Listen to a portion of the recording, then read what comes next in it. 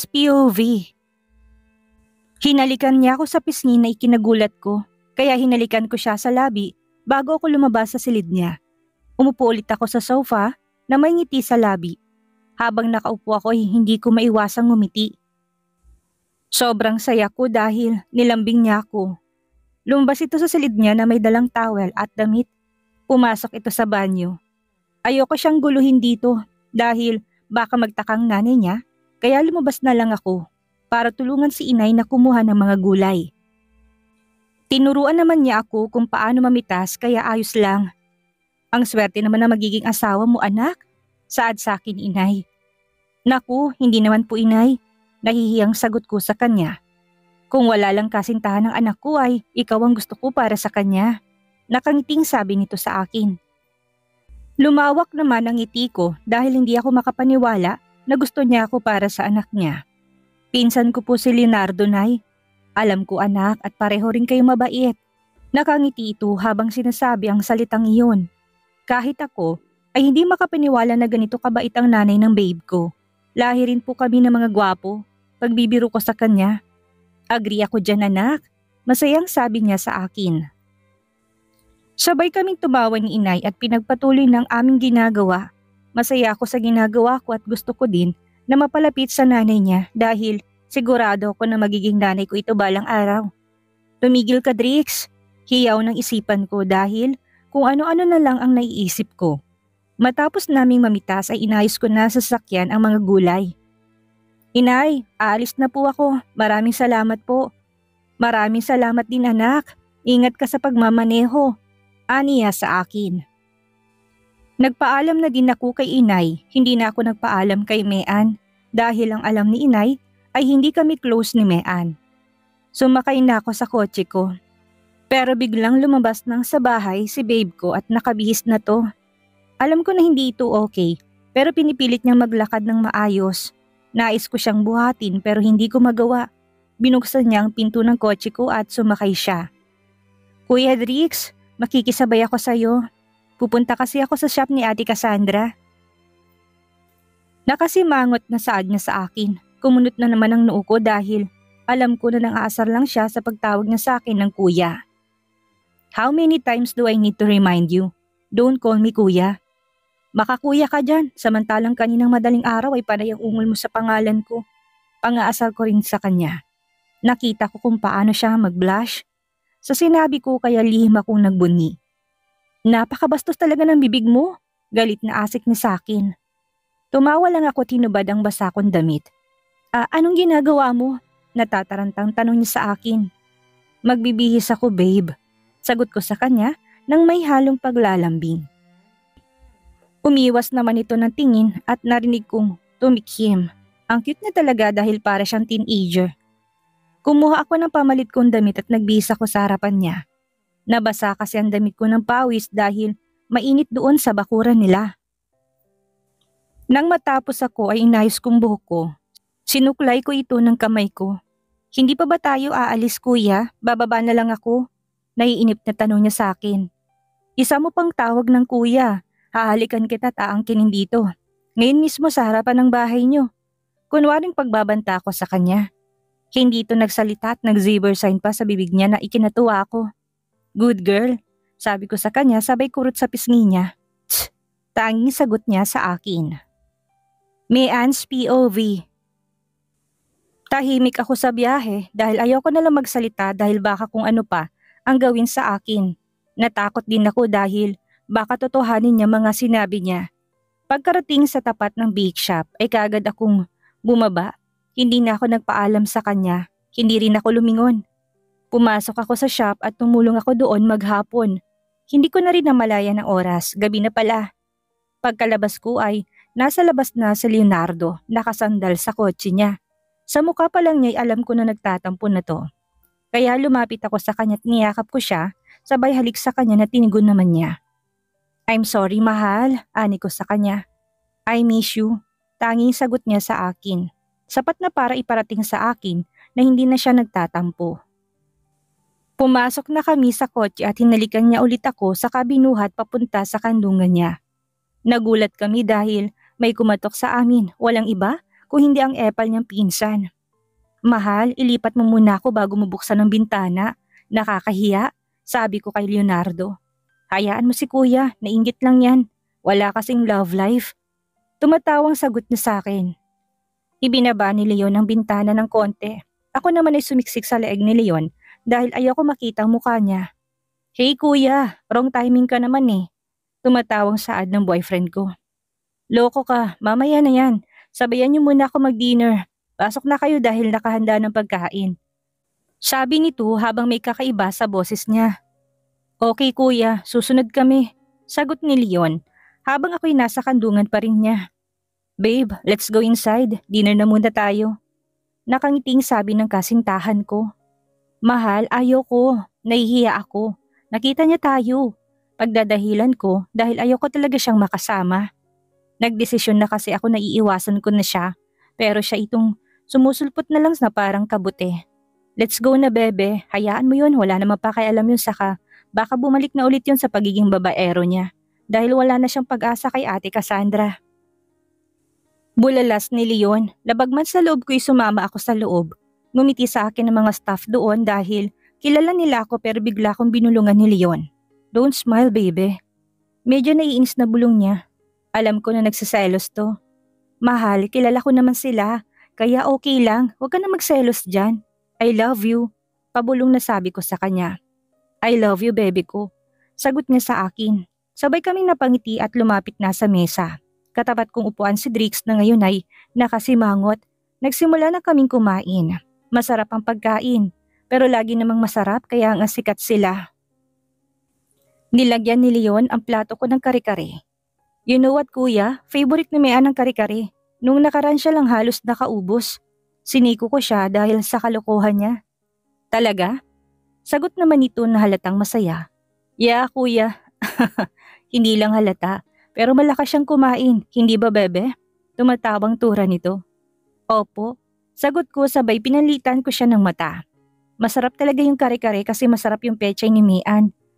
Ibig kong sabihin, kila Mean na kami bumibili dahil fresh at masarap ang pechay nila at mga gulay. Saad nito na may nakakalokong ngiti. Para ako mabibilaukan sa mga pinagsasabi niya. Mabuti na lang walang alam itong isa dahil sa tingin ko, ibang ibig niya sabihin sa lapad pa lang ng ngisi niya sa akin ngayon. Wow kuya, dagdag income din yun kay inay at kay bebe ko. Salamat kuya, support local lang yun Leon. Tumatawang sagot ni Drix sa pinsan niya. Hayst, napapaligiran ako ng gwapo. Kapag ngumiti kasi sila, pareho silang gwapo. Pero para sa akin, mas gwapo si Leon. Totoo ba, Mean? Tanong sa akin ng kontrabida kong utak. Natapos ang dinner namin at umalis na kami ni Leon. Gusto ko sanang sumama sa kanya sa bar, kaso ayaw niya.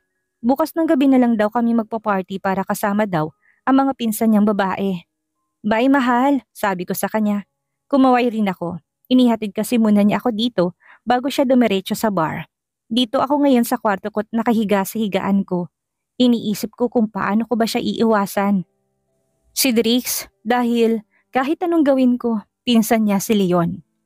Simula ngayon ay pipilitin ko na maging okay ang relasyon namin ni Leon. Sasabihin ko na sa kanya bukas ang lahat. Ayaw ko na maglihim pa.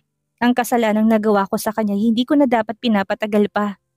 Tatanggapin kong galit niya sa akin dahil alam ko nang deserve ko yun. Good luck, Mean. Kung ano man ang mangyari kailangan mong tanggapin. Kausap ko sa sarili ko. Drix POV.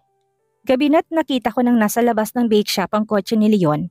Kaya pumunta ako para alokin sila na sumabay sa akin mag-dinner. Kinatok ko pang bintana niya nang sumilip ako'y nakita ko nakaupo si Mean sa kandungan niya. Kung hindi pala ako dumating kaagad, ay baka kung ano nang ginawa nilang dalawa. Nauna na akong pumasok sa kanila sa loob ng restaurant dahil nainis ako bigla pero naisip ko sino ba ako para magselos. Pumasok na sila at umupo na sa harapan ko. Masasabi ko na mahal siya ni Leon dahil maasikaso siya kay Mean. Bigla na lang din sumagi sa isipan ko na kaya ko ba siyang agawin sa pinsan ko? Pinalaki ako ng magulang ko na maayos pero baka ako pang kauna-unahan sa pamilyang sisira ng matagal na naming iniingatan. Ito'y huwag mag-agawan sa isang babae. Masaya din ako nung malaman kong paborito niyang kare-kare. Kaya nakuha ko pang magbiro sa kanya. Natuwa naman ako dahil epektibo naman. Natapos kamit umuwi na sila, kaya ako umuwi na rin sa kondo ko. Uminom ako ng beer bago matulog. Nakatanggap ako ng text mula kay Leon na may hangouts daw kami bukas ng gabi. Kaya pumayag ako dahil alam kong kasama si Mean at matagal ko na rin hindi kami nagbabar ng mga pinsan ko. Kinabukasan ay ganun pa rin ang naging routine ko. Pumasok ako sa trabaho at naging abala ko buong araw. Tumatawag si Leon kaya sinagot ko. Hello Leon, sagot ko sa phone ko. Hello kuya, remind lang po kita. Huwag kang mawawala mamaya ha. Paalala nito sa akin. Copy that sir.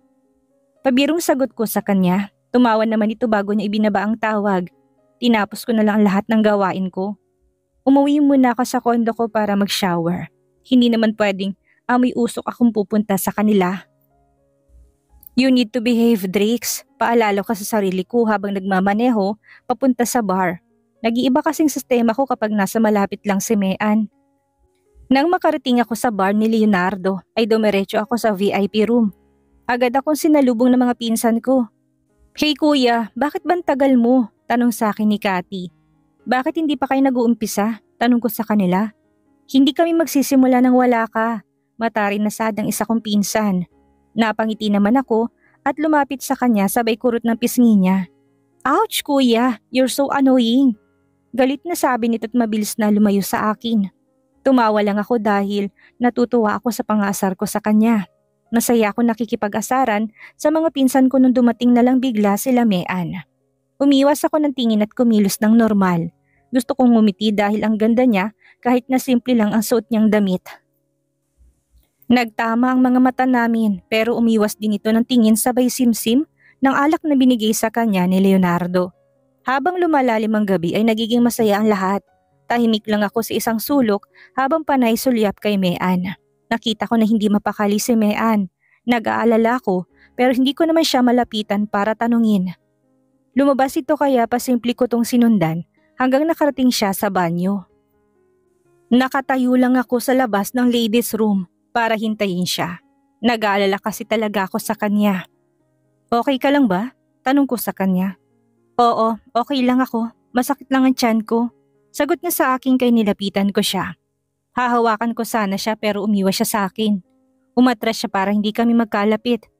Please Drix, itigil mo na to. Ayoko nang saktan si Leon. Ang laki na ng kasalanan ko sa kanya. Ayoko nang dagdagan pa kaya please lang, layuan mo na ako. Walang emosyong pahayag niya sa akin. Paano naman ako Mean? Mahal din kita at habang tumatagal, lalo kitang minamahal. Malungkot na sabi ko sa kanya. Tumingin ito ng diretso sa mga mata ko. Alam mong mali ito at pinsan mo pa ang boyfriend ko. Nakuha mo na sa akin ang dapat ay sa kanya. Kaya please lang Drix, hayaan mo kami maging masaya. Ang nangyari sa atin, isa lang yung pagkakamali. Pagkakamali na hindi ko gugustuhin pang maulit. Mahal kong pinsan mo. Parang iiyak na sabi niya sa akin. Bawat salitang binibigkas ng labi niya ay parang patalim na nakabaon sa puso ko. Labis ako nasaktan sa paraan ng pagkakasabi niya. Umasa kasi ako na may puwang ako sa puso niya. Na kahit magkasala ako at maging masama sa paningin ng iba, lalo na sa pinsan ko'y ginawa ko para sa kanya. Paano nangyari noong nakaraan? Pagkakamali pa rin ba yun? Ramdam ko sa bawat tugon mo sa halik ko na may puwang ako sa puso mo. Pinaasa mo lang ba ako, Mean? Tanong ko sa kanya. Hindi kita pinaasa, Drix. Init lang yun ng katawan pag nanasa lang meron ng mga oras na yon. Matagal na kitang kinalimutan. Simula nung si Ate Cassandra lang ang nakikita mo. Minahal kita noon, Drix. Pero sumuko ako dahil alam kong wala akong pag-asang magugustuhan mo ko.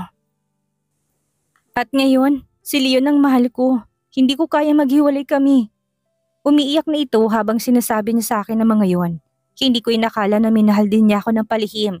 Kung sa ibang sitwasyon siguro kami, ngayon ay magbubunyi ako pero hindi. Dahil nasa sitwasyon kami na hindi kami pwede sa isa't isa. Lumapit ako sa kanya, tinalikan ko siya. Nagpupumigla siya dahil ayaw niya. Hinampas niya ako. Tama na Drix, please, sabi niya sa akin habang patuloy niya akong tinutulak. Ako naman ay niyakap siya ng mahigpit. Kumalma ito sandali kaya kinuha kong pagkakataon para siilin siya ng isang halik na puno ng pagmamahal.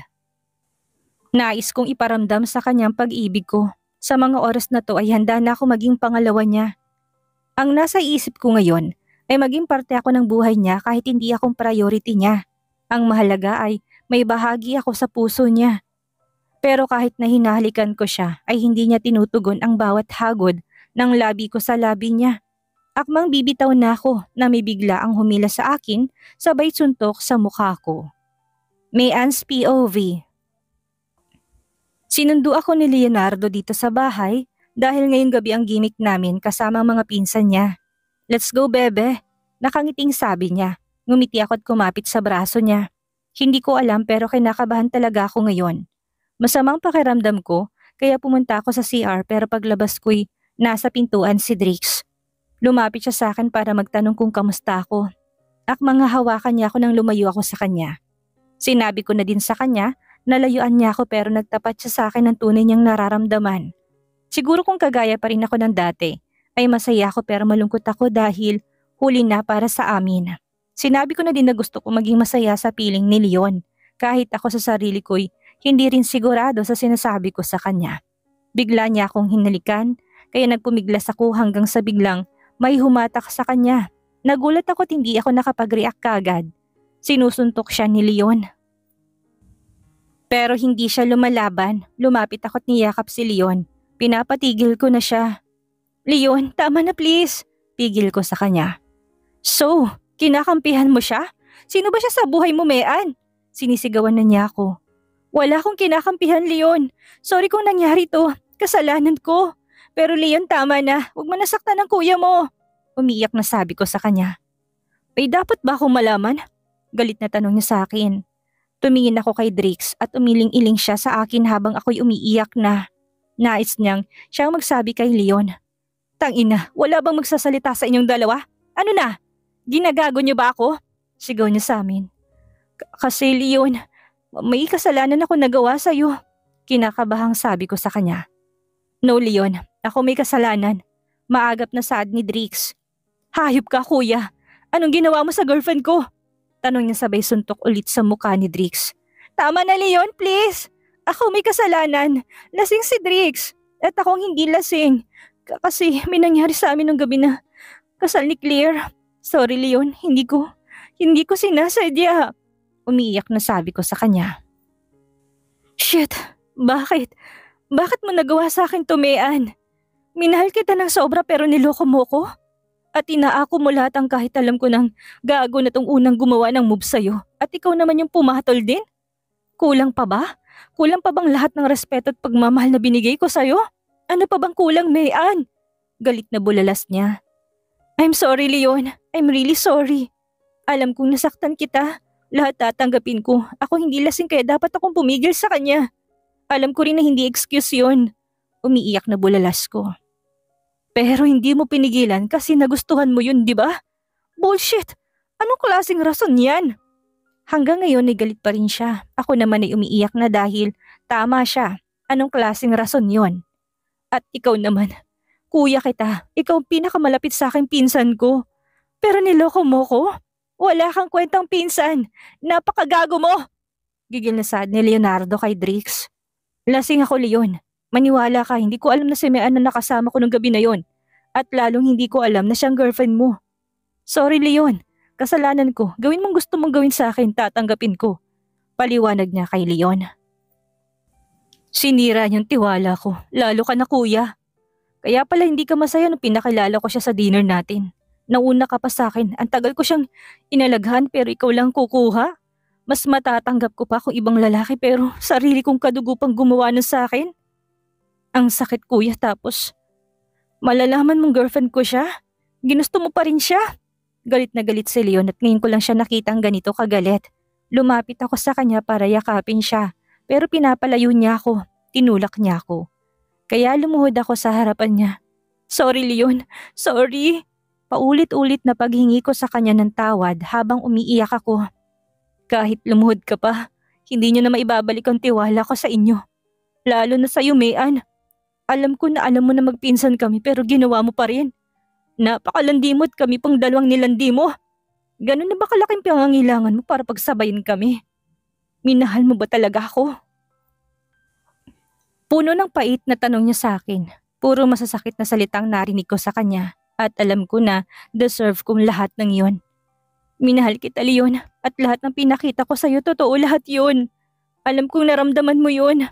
Sagot ko sa kanya habang nakaluhod pa rin. Tumingin ito sa akin na malamig. Tumalikod ito sa akin at nagsimulang maglakad palayo. Magsama kayo, mga manloloko! Galit na sigaw niya sa amin nang hindi lumilingon. Kaya naiwan pa rin ako nakaluhod sa sahig. Pinagpapasalamat ko dahil walang may pumasok o sadyang hinarang lang nila. Samantalang si Drix naman ay nakayuko habang nakaupo sa sahig. Pinilit kong pakalmahin ang sarili ko. Tumayo ako at naglakad palabas sa bar. Madilim na sa labas kaya walang gaanong nakapansin sa akin. Hanggang sa bumuhos ang malakas na ulan na may kasamang kulog at kidlat. Hindi ko yun alintana dahil sobra ako nasaktan dahil nakapanakit ako ng iba. Hindi ko ginusto ito pero alam ko na walang ibang dapat sisihin ko hindi sarili ko lang din. Sumasabay ang langit sa pag-iyak ko. Patuloy ako sa paglalakad. Hindi ko binigyan ng atensyon ng mga matang nakatingin sa akin. Basang-basa na ako nang makarating ako sa bahay. Naligo ako at pumasok sa silid ko at doon umiyak ng umiyak. Tinatawagan at tinetext ko si Leon pero hindi ito sumasagot. Kaya lalo akong umiyak. Halos buong gabi akong umiyak na umiyak. Kinabukasan ay nagayos ako ng gamit ko. Alam kong galit sa akin si Leon. Sinabi ko rin kay inay ang ibang detalye pero hindi lahat. Nay, patawarin niyo po ako. Alam ko na mali pong ginawa ko. Nasaktan ko po si Leon. Umiiyak na sabi ko sa aking ina. Tahan na anak, oo nagkamali ka. At alam ko na hindi mo yung sinasadya. Alam ko na may malaking puwang sa puso mo si Drix. Akala mo siguro hindi ko alam na may litrato ka niya sa cabinet mo. Nagkamali ka man pero alam ko na may naging aral ito sa'yo. Hindi ko kinukonsinti ang ginawa mo. Lalo akong umiyak dahil hindi ko inakalang alam ni inay ang lihim kong pagtingin kay Drix. Niyakap niya ako kaya umiyak ako sa kandungan ng aking inay. Nais ko nang bumalik sa Maynila. Inay, pwede po bang hindi muna ako umuwi dito? Tanong ko sa kanya.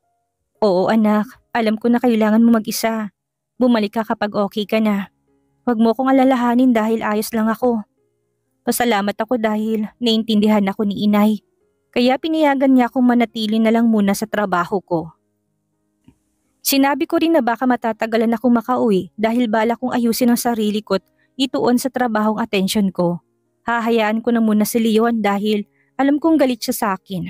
Nagpadala muna ako ng text messages sa kanya bago ako bumalik sa Maynila. Ayoko ring itago pang lahat ng binigay niya kaya inayos ko na lahat at pinadala sa kanya sa kondo niya. Buo ng desisyon ko. Nais kong ayusin ang sarili ko. Sa part na ito, sarili ko na lang muna.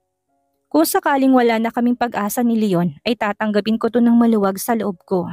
Hindi ko siya deserve kaya mas mabuting wala na kami.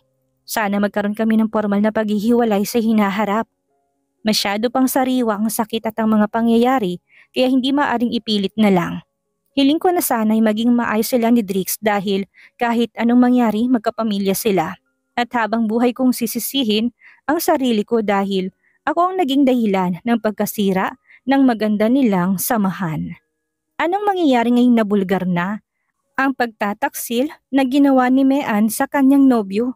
Maging dahilan kaya ito ng pagkakaroon ng gap sa pagitan ni Leon at Drix? Yan ang ating aalamin sa susunod nating kabanata.